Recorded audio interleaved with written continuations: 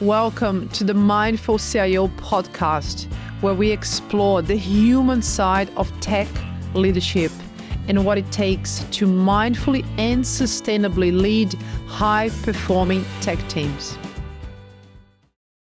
Hello, I'm your host, Natalie Hendricks, executive coach, leadership facilitator, and founder of the Mindful CIO community. In today's episode, I'm joined by Angela Anthony, Executive General Manager of IT and Digital at Dulux Group. With over 30 years of experience leading digital and transformation agendas across industries and continents, Angela brings a truly global perspective to tech leadership, having held executive roles at organizations like Accenture, Medibank, and Cathay Pacific. In this thoughtful conversation, Angela shares how diversity of thought, self-care, and storytelling underpin her approach to leading high-performing teams.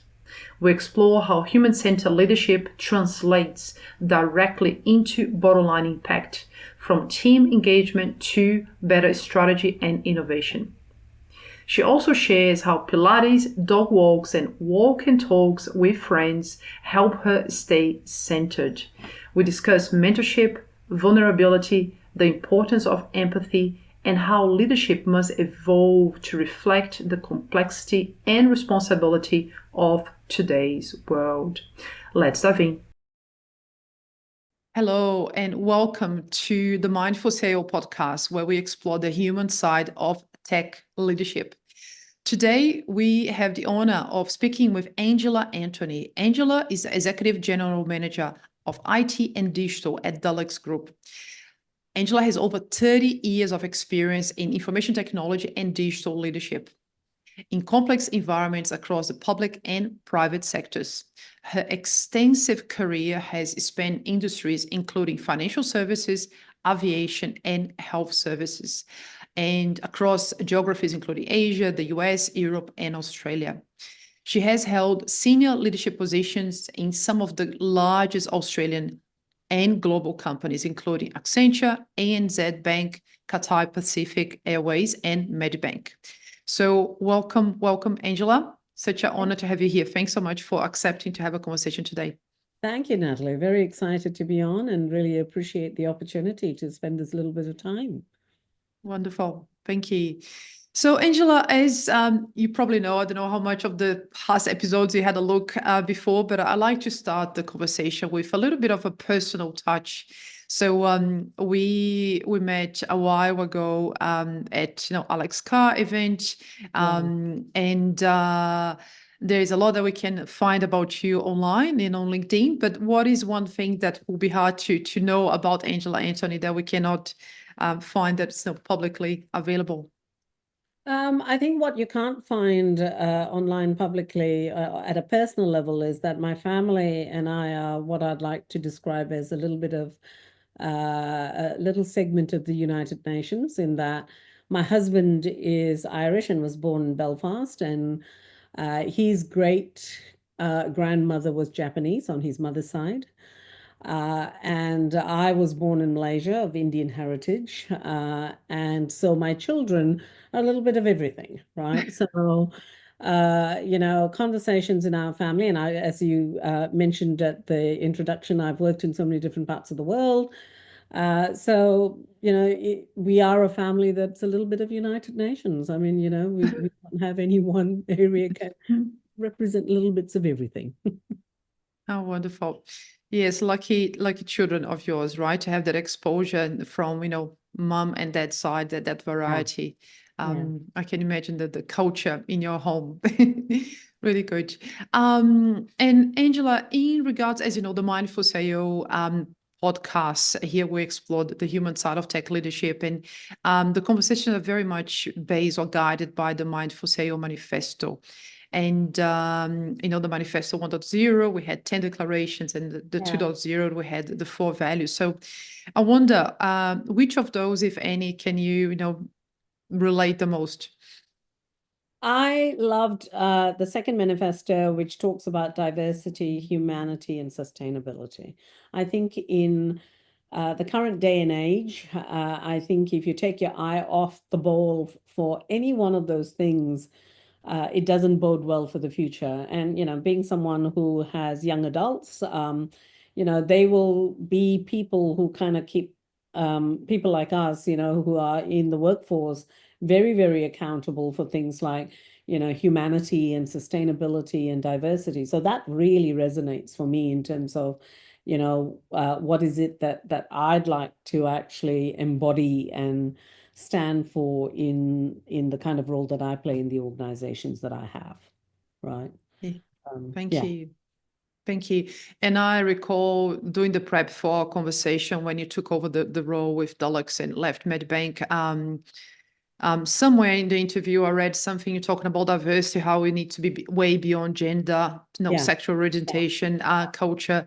Because I think sometimes when we talk about diversity, especially in tech, there's a lot of thinking like increasing the number of females, working in the tech yeah, environment, but diversity yeah. goes much broader than that. Yes, yes, exactly. I mean, I think even in your manifesto, you talk about diversity of thought. I think that is Mm, such a critical part of who we are, and particularly in leadership roles, right? How do we actually embody and encourage that diversity of thought, and that you're not necessarily doing, having a whole lot of people that are working with you that are actually all mini-me's, right? Because if you have mini-me's, mm, then there's an aspect of what you need to do that you're actually missing because it's in your blind spot, right?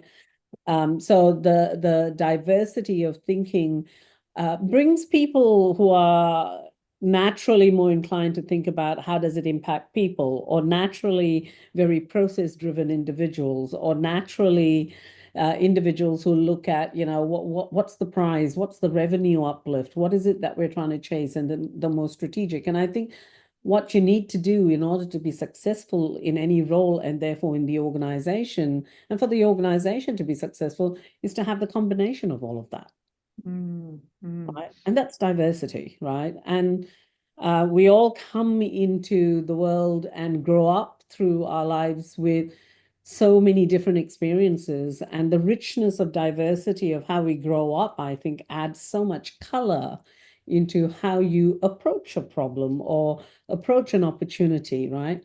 I grew up, as I said, I was born in Malaysia, and I've grown up largely, and I've worked in so many different parts of the world. So how I think about things can be very different to someone who's only lived in Australia, as an example, right? But you want both, Mm. abilities to actually be in the discussion, not just the one. So true. And especially for the organization like yours now, with operations in Europe as well, and Yeah, New Zealand, Australia. Yeah, and diversity of thought, I think, is so important. I mean, with my work as a coach, often when I'm on board a new client, I try to get assessments around thinking styles, behavior yeah, styles, and yeah, often the question is, what's the best style to have in my team? Is like all of them, because you want to see yeah. that combination. So to minimize the number of blind spots is so true, but also neurodiversity, right? No, Yes, which is now, I think, in tech, it's such a topic. I think people like from our generation, if I should say yeah, it, yeah, the diagnosing people was not a thing. So I think yeah. many people in tech is actually are in the spectrum, of many Yes, yes, conditions without actually the awareness. Yeah. yeah, yeah. I absolutely agree, and I say that I think it's about firstly understanding the different types of diversity, and then looking for where those strengths can actually be applied. Where does it come to life? And coming to life is actually about what is the value that it gives the individual in terms of how they are contributing and behaving and doing what they need to do, and feeling that it's actually of value, but also to the organization that it's actually got the outcomes that we're wanting and the direction that we need to go in. So I think, that level of understanding needs to happen, because it's so easy to put people into boxes, right? And I think it's a challenge for most people to not necessarily go to that box and go, oh, so and so was born from a particular part of the world. Oh, they're likely to be X. And you kind of go, well, actually, they are bigger than where they were born. Mm. right? So true. Yeah. And I think there is a risk of leaders hiring people who are similar, in many different Yes. ways. Yes. And that can be detrimental to the diversity of the team, diversity of thought, Yeah. and ability to innovate, create, and so on. Yeah.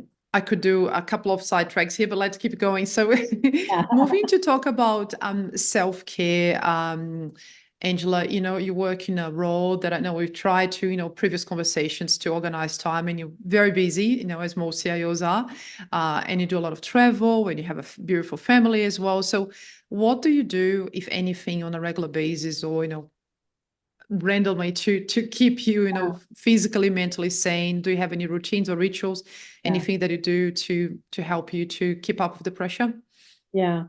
I think I have gotten better with this, Natalie, as I have gotten older, right? Mm, I think in my younger years, I would actually forsake my ritual in order to do the work that I needed to do because I had tight deadlines. And, if I needed to do a 15-hour day, I'd do the 15-hour day at the expense of my ritual, right?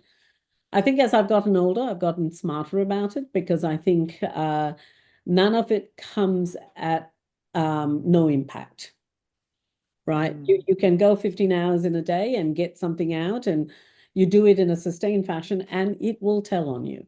So my rituals are very much about my self-care. There are two things that I do. One is I do Pilates. I love my Pilates. I went to Pilates this morning. It kind of clears my head. It keeps me kind of toned and muscle. You kind of think, oh, my level of flexibility is better. The older you get, that level of flexibility starts to kind of wane, and you kind of go, no, no, I need to do something about that, right? So the whole piece around strength and conditioning, and it's also time for myself, right? As you said, I've got a job that keeps me busy. I've got a family that keeps me busy. Excuse me. And it's so easy to ignore me in the midst of all of that, right? So now I make the time. The other thing that I do is I walk. I've got two dogs, and I've got a really close girlfriend. And we talk often about the fact that walking and talking is one of the best things to do because it gets you out into fresh air. It gets you getting your steps up. But she and I'm sure we've solved most of the problems of the world. But Surely. it's it's that ability to talk it out. And when you talk something out, it never feels quite as daunting or overwhelming as when it's just in your head. So that's the other ritual. Thanks for sharing, Angela. Yeah, absolutely agree. And combining the walking and talking, so you have the social aspect, the Yeah. physical, and fresh air, contact with nature. No, three in one. A Yeah. winner. Yeah. Yes, no brainer. Yeah. Very good. And in terms of role models, you have, worked with, several blue chip organizations. We even have one there as a common ground, in the management consulting days. Yeah. You were there much earlier than me, so you experience a very different organization. But yeah, so do you have any public figure or someone that you worked with in the past that was somehow inspiring, in terms of great leadership traits, or anyone that has, inspired you in some level? I think I can talk to someone at work, but I'm going to start with just global role models. And I struggled a little with trying to pick the one because I love Barack Obama. For me, is a role model, right? Why? Because he has been able to kind of test the whole stereotypes, right? And with that, he's an amazing combination of someone who is smart, who actually thinks about the future and the young people and what that needs to look like. But he's so charismatic and articulate in how he represents that. So I look at someone like that and think, that those are some amazing leadership qualities that an individual has. that you could actually look at and go, I'd like to do that a little bit more? Or how do I actually kind of, articulate this a little more clearly or a little bit more precisely the way he does, right? I like his level of empathy, and I think that's a really important thing for a lot of leaders in whatever role that you might be in. Empathy, I think, is an important thing because at the end of the day, it can't just be about the price. It has to be about how it's impacting people. Because if it's just about the price, people live in that end outcome, right? And so you need to understand that. You need to be empathetic about what that will mean. You need to be empathetic about how it's impacting the team. And someone like Barack Obama was very much about diversity and inclusion, but he broke that stereotype that people had about a leader of his caliber, a leader of his style, right? He was very, very, even in his language and everything, he was very relatable. But, you need to kind of think, but he's the president. How can he be relatable? Yet he was able to do that with so many different people, right? And when I said I struggle at the start, I thought about him, but I also thought about Michelle Obama. Now she's an amazing individual, and I kind of thought, oh, she was an amazing female leader, which I absolutely adored, and smart woman, knew what she needed to do and got on with it, right? So certainly, I think on the global stage, I'd say for me, Barack Obama kind of stands out, and he wouldn't be who he is without Michelle as well with him, right? So I kind of think that combination. And then if I think about my own professional career, I think of one particular individual who I had the opportunity to work with. Now, he was someone who actually um, saw me for my potential and where I could go well before I saw it for myself, right? And so he pushed. And I can say that if he hadn't pushed, I probably wouldn't have actually taken some of the roles that I did. And he would always come with the question of why not, Ange? Why wouldn't you? Whereas, often you kind of go in with a list of why you can't. And he'd go, no, no, tell me about why you can, because I see, there's nothing in that you can't, right? And so I'm always grateful to him for the fact that he kind of forced me to kind of quieten down the little voice on my shoulder, and forced me to become more self-aware because I think particularly as women leaders, you have this um, natural tendency to quieten down your voice. And he gave me the I guess option to actually be very clear and loud with my voice. I mean, I'm naturally clear and loud, right? But you just kind of go in with a little bit softer, right? And so he would just continually go, why not? Why not, Ange? Right?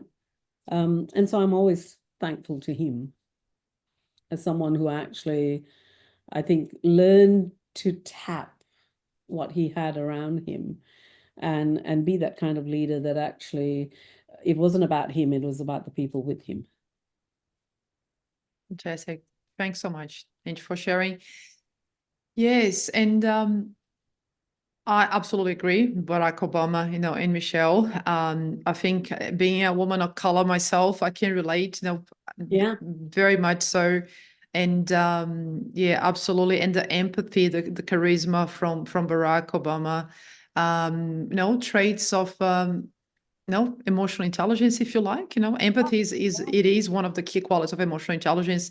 And that reminds me of the Mind of the Leader, which is a book that I made a contribution recently, not recently, 2018 now, 7 years, Yeah. where with the result of research, we identified the mindfulness, compassion, selflessness are the key traits of leaders Yeah. in the 21st century. So I think that Barack Obama is a good example of that. Yes, empathy and charisma.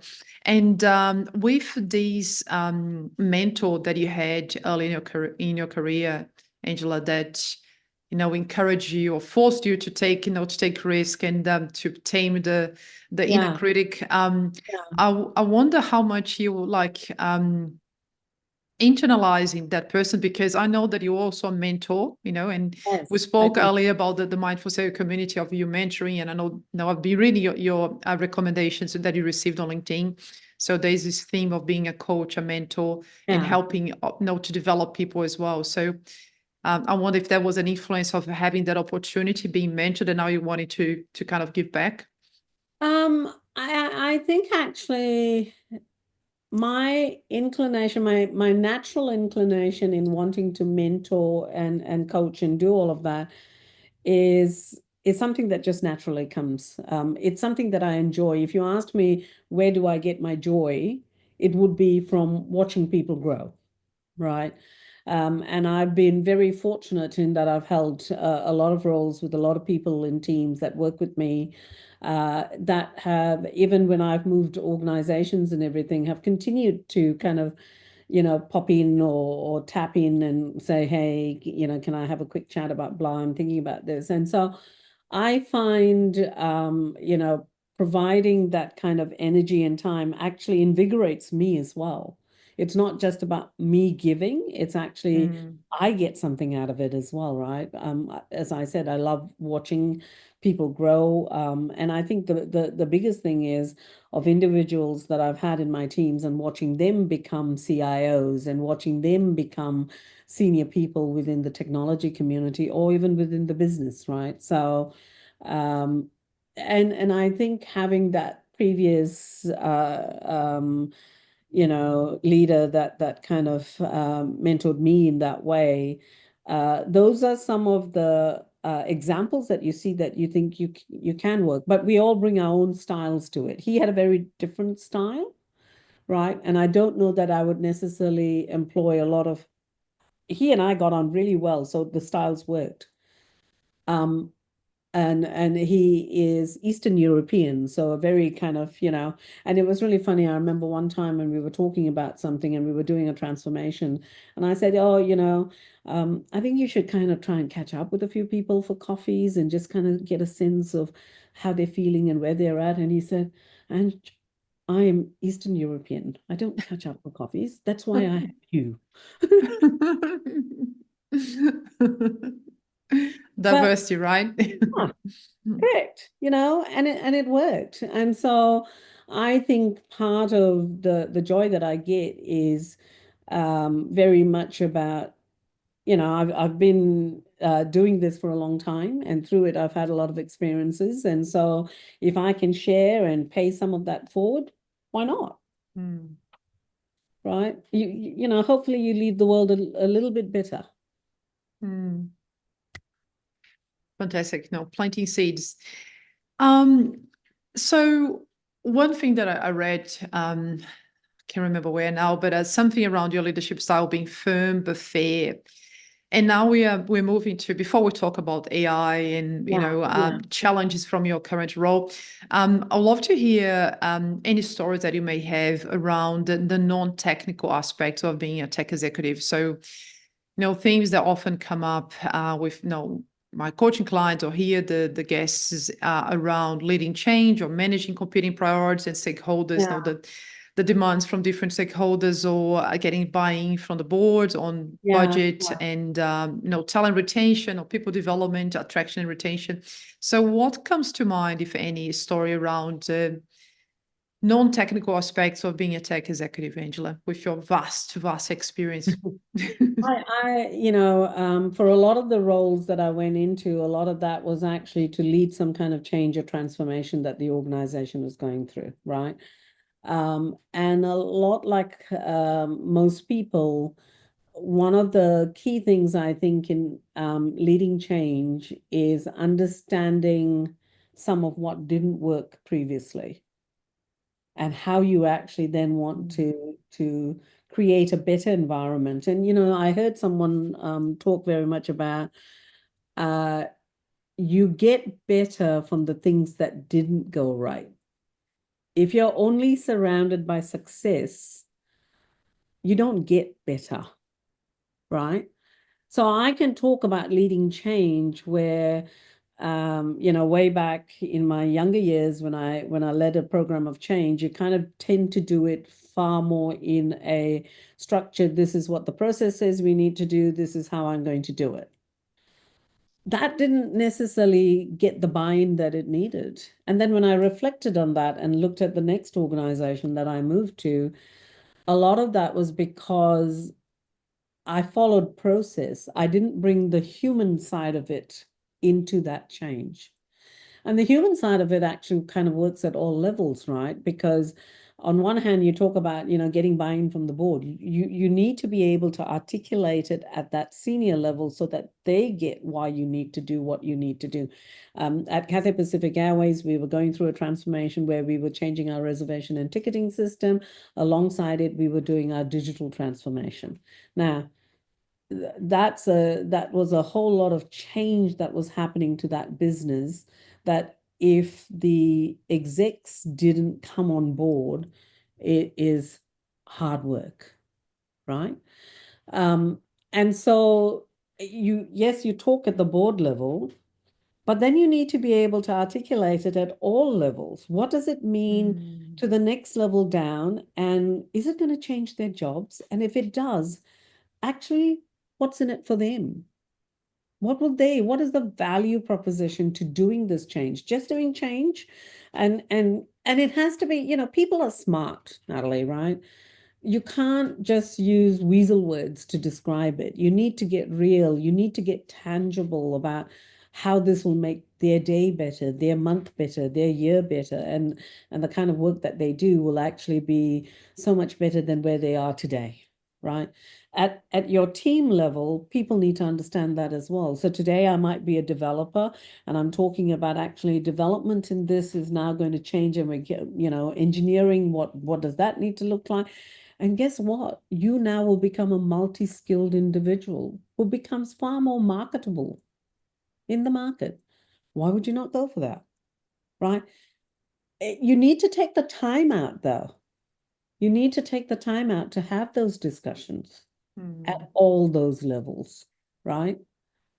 If you're a leader that only focuses at the level up or at your peer level, it is a hard get to then, because change, as we all know, has a very long tail. And if you can't get the tail moving, there's so much pain involved in the change, right? So you need to invest the time. You need to invest the time knowing why at this level, why at this level, why at the next level down, what does that look like? And then being available, being open to people kind of going, Angela, do you have 5 minutes? I just had a question about blah, and if you are sitting somewhere where you say, no, you've got to actually get a time slot in your diary, it's hard to have those conversations. And I'm a huge advocate for the hybrid style of working where you're actually in the office for a few days and you work from home a few other days. And I think that allows for that human connection. I think the human connection is so important, right? So yeah, leading change, I think, is a hard one. And getting buy-in from the board is really important. The buy-in from the board always comes down to being very clear around your financial acumen has to be strong so that you can talk in terms of maximizing shareholder value, right? But I think as a good leader, you can't just talk about maximizing shareholder value if you can't talk about what does that mean to the people? What does that mean to the customer? What does that mean to the consumer? Right? It can't just be about, then I've done the numbers and the numbers say that we're going to be great coming out of this. Something I heard a while ago is a phrase, and the phrase basically was, never just ask, can you do it? Because often the answer will be yes. The more intricate question, the more complex question is, should you do it? Right? Because that means you have to apply a level of, what we talked about, EQ, a level of whilst for the business, you might be able to do something by saying increasing interest rates in some product that you have, right? But that actually might well mean that your customers are impacted negatively in some way. But you're actually maximizing shareholder, because that's a very interesting kind of conflict, right, between shareholder and customer, right? You can increase shareholder value, but do you want to do it at the expense of your customer actually having a bad experience? Right? Where is that happy balance? And I think you need to be able to tell that story at the board level. Right. Wow. Wow. Thanks, Angela. Yeah, I think what I'm hearing there, the last piece was around the critical thinking holistically. Yeah. It's not just about shareholder value, but it's also what's the impact, positive, negative, to Yeah. stakeholders, including customers, very important group of stakeholders, of course, and ability to sell the message, articulate the message in the board level, but also cascade down to all the, the stages in the organization, everyone involved, articulating what's in it for me, so people actually can understand, and bringing every individual board, because it can be a very expensive exercise to install a system, the language that I use when I did change management training a while ago, that it's very easy to install a system versus implement, right? It's just a terminology, installing versus implementing. So adoption, if you don't do what you described there to get the buy-in from every individual, make yourself available, approachable, to address, the concerns, you can implement, you can install a system, doesn't necessarily that means that will be, embraced, and that can be a very expensive exercise. I myself being in a number of projects of, multi-million dollars, that adoption change was done poorly, and therefore adoption wasn't there. It can be a very, very expensive exercise. Yes. Yes, and it takes, I think, experience, right? Because as you mentioned, Angela, the process is not that hard to follow, right? The process for change, there is a recipe, but the human element, it's often where the bottleneck is. Yeah. And I think individuals who can span that bridge of understanding the process, but then applying that human piece to it, are your birds of paradise, right? Because they kind of get it. Right? Because you could go too much on either side, where you kind of do a lot of the human side, but you kind of don't do the process right, and therefore you miss certain things, or you just become process and you go, actually, I don't really understand how it impacts people or the customer, the consumer, or whichever group that you're talking about, right? So I think it's kind of getting that right combination. So, Angela, with your very extensive experience, in the change space and many other areas, transformation and so on, fast forwarding to today, at Dulux Group, I was just looking at the dates. I think you just had your 3rd anniversary, or So, what are the key, some of the key challenges you're facing today, if any, with your current role? My currently, I guess my emphasis and where I'm putting the bulk of my energy, like a lot of organizations, around data, better understanding the data that we have.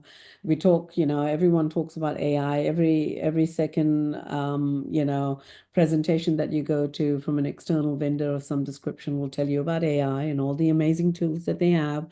So there is a mix in that space around needing to do what we need to do with our data and make sure that our data is architected in the right way, and that we have both the integrity of data, the single source of truth of data, let alone then kind of unleash it with the likes of AI and everything else, right?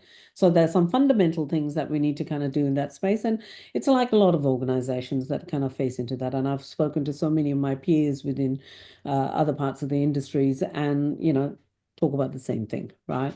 The other is that we are an organization that prides ourselves in how we go to market.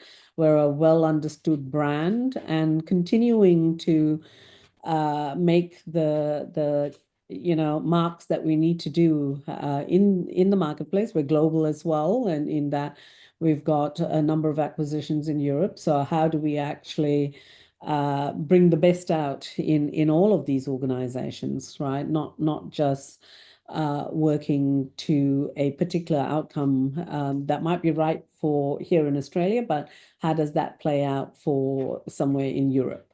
As an example, trying to be mindful and fit for purpose, really, in terms of the solutioning that we provide, right?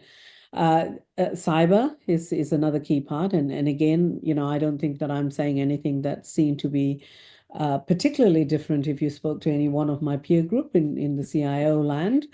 Cyber is something that my CISO will say to me, it's not if, it's when. So, of course, we're all on high alert.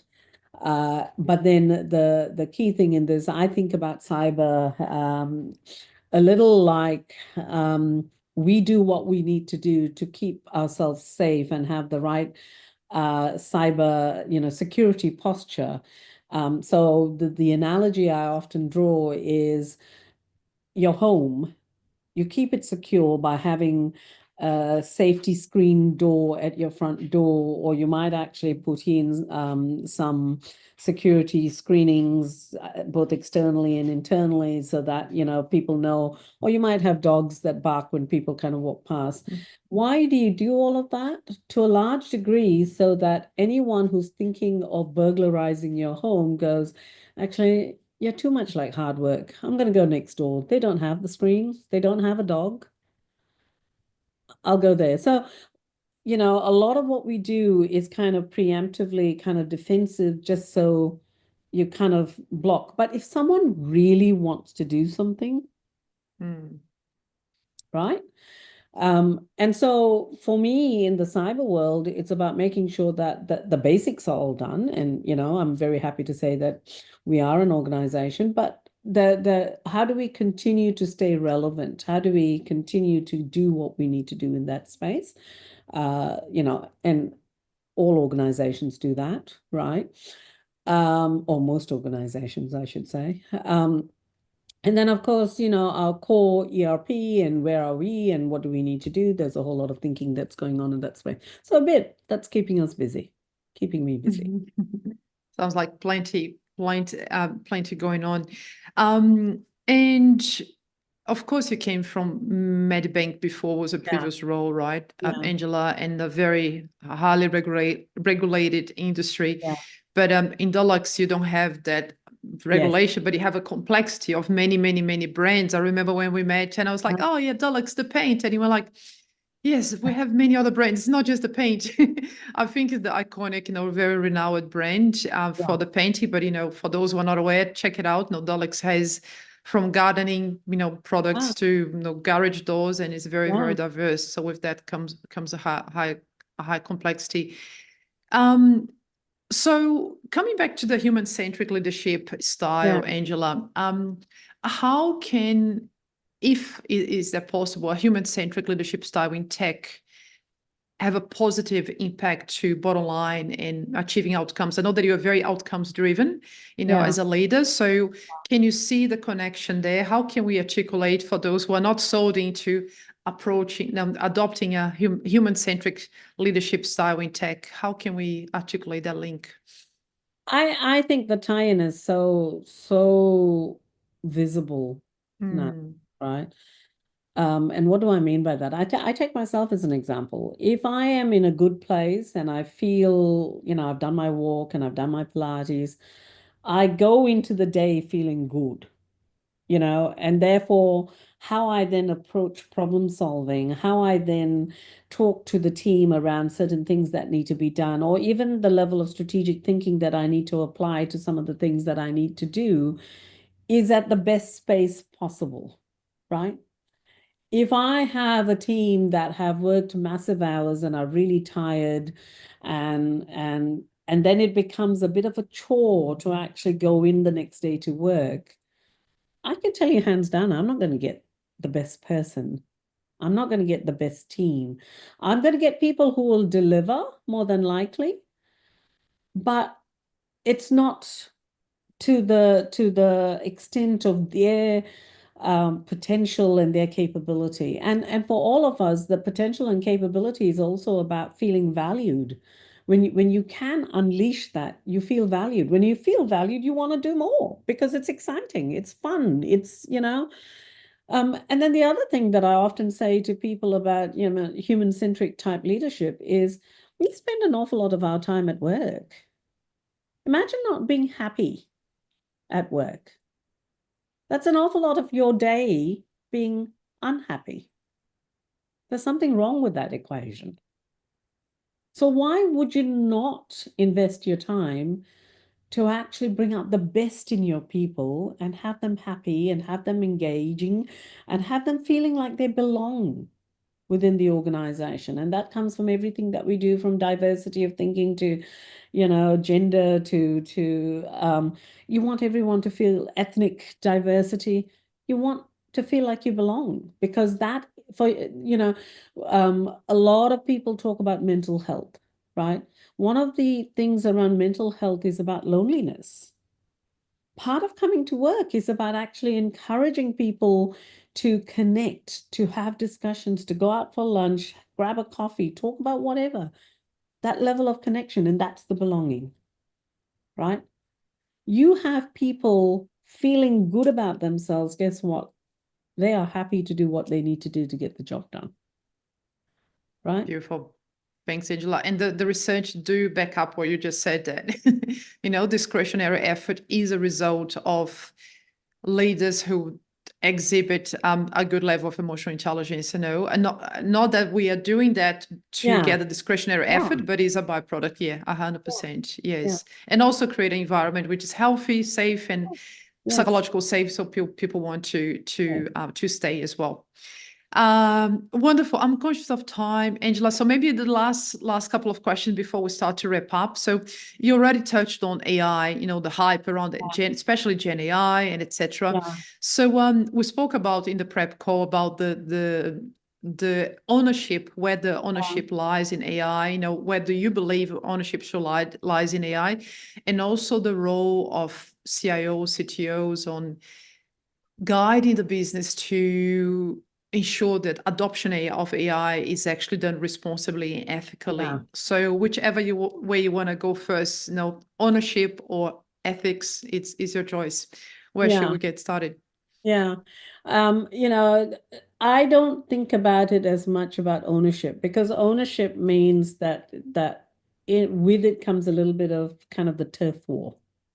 And I think that actually works against us as in any part of that ownership piece, right? I am a big proponent of role clarity, because if you have role clarity, then you're doing what you need to do within your role, right? Ownership is not so much what I would describe. I think when I think about something like AI, and I think digital kind of went through that metamorphosis, over the period of time where, initially it might have started in technology, but actually digital kind of sits very squarely as something between the businesses and IT being part of the business, right? And so you have digital, where you have, your product owners who sit in marketing and who sit in the business, but your core developers kind of sit within IT. And that's kind of the hopefully seamless nature of how that capability is delivered. So in a similar fashion, I think about AI in the same way. I think there are roles for different parts of the business, including ourselves in IT, that we play. The technical engineering, what do we need to do? The thought leadership around all of that needs to kind of come from people who've kind of grown up in that space and understand that space and can see what needs to happen. But on the flip side, what do you want to do with it? Where do you want to go? How do you want to utilize it? How do you get the value for the business? It's the people in the marketing space, it's the people in the sales space, it's the people in the strategy of the business that are actually articulating that. And so you want to have it as a co-created ownership of how Mm. value chain works rather than a hierarchy type model. Mm. I like the idea of the co-created ownership. I think maybe I picked the wrong word when I was talking about ownership. I'm thinking about governance. Who Uh-huh, drives the uh-huh. the governance aspect, but it sounds like a shared.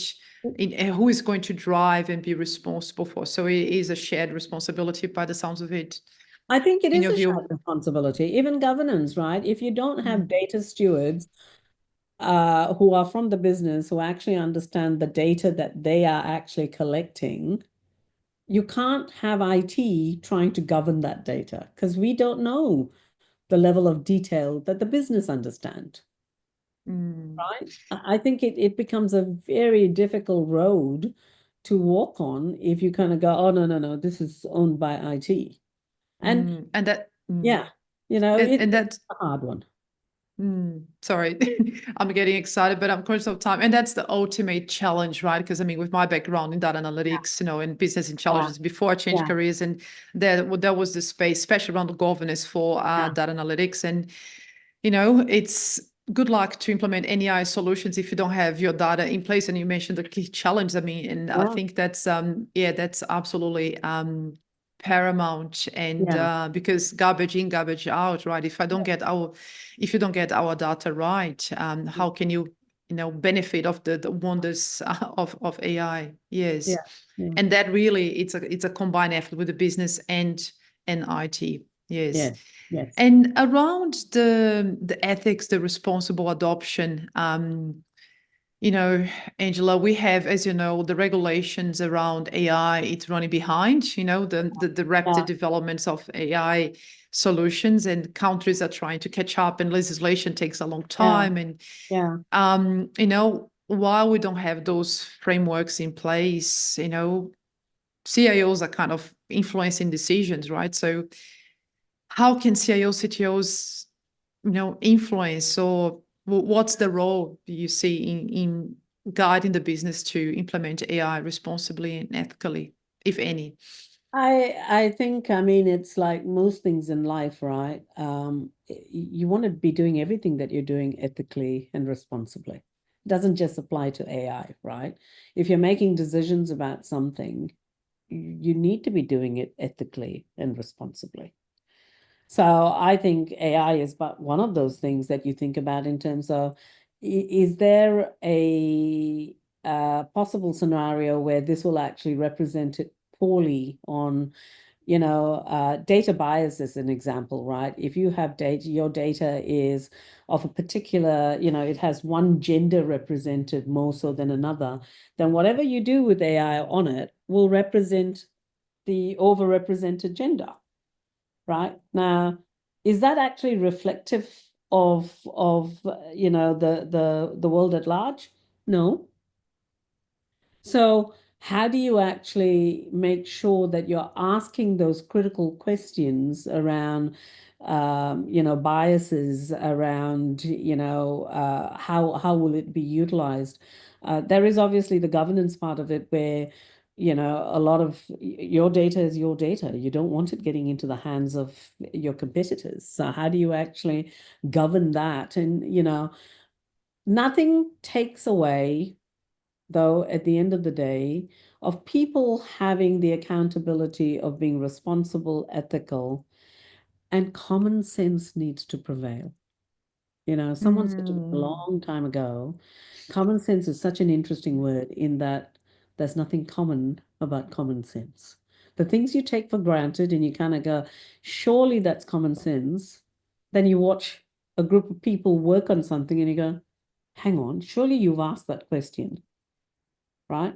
So sometimes it's about the process and having some of those questions for those that aren't thinking about it, just so you can do the prompt, right? But I still will come back to human intervention will never go away. Human intervention is about bringing the ethics and the responsibility and the common sense into it. You cannot bypass that. Yes, thank goodness. Thanks, Angela. Yes, so I'm hearing mindful of the data that you're using to train the quality and how biased the data that you use in train your AI models. Is that a representation of your community, of your audience, the people who will be impacted by the system, the solutions, and keeping humans in the loop, human intervention. Yes, by all means, yes. Wonderful. Oh, I feel we need to do part 2. We're running out of time, Angela, but it's been an absolute pleasure. I often close the episode with, we covered a lot of ground anyway, but if you have any final tip on how to sustainably and mindfully lead high-performing teams, or a story or a quote, anything else that you'd like to share with the listeners, please do. When I think about mindfully and sustainably leading high-performing tech teams, the first for me as a leader is I think you need to be humble. I think humility comes with a keenness to learn. That means you are probably learning from someone 4 levels below you or someone 2 levels below you. And all you're doing is asking the questions, but why did you do that? And not coming into a situation thinking that you've got all the answers, right? So it's about being humble. It's about knowing, yes, you bring experience and all the rest of it, but oh my God, you've got such talented people within the teams that you want to learn from them. You want to grow with them, right? I think that's one part of it. The other is, I think, be present and be available. Because people want to come and connect. People want to run things past you. If you are that leader that's kind of several steps removed, you don't stay connected. You don't hear about the things that are going on within the team that actually is making a difference, right? So I think being available and being present. And I think lastly, you got to be a good storyteller. If it needs to resonate with your business and with your teams, you need to be able to tell the story. If you can't tell the story and give it just from facts and figures, people understand the facts and figures, but it doesn't resonate, right? So I think you've got to learn to be a good storyteller around it. Well said, Angela. Thank you so much. Thanks for your time and your energy. It's been a joy really to connect with you. And I look forward to reconnect with you on the gala dinner for the Tech Diversity Awards in August. So we'll see you that again. And yes, very grateful. You enjoy the rest of your day and we'll speak soon. Thank you, Natalie. And thank you so much for your time. I really enjoyed this as well. And I look forward to the gala dinner. Thanks for tuning in and joining our discussion today. If you're learning from this podcast, please subscribe, give us a good rating, and share it with your friends. If you have any questions or suggestions about guests you'd like me to interview here in the Mindful CIO podcast, please share in the comments below. Last not least, thank you for your interest in the human side of tech leadership. See you in the next episode.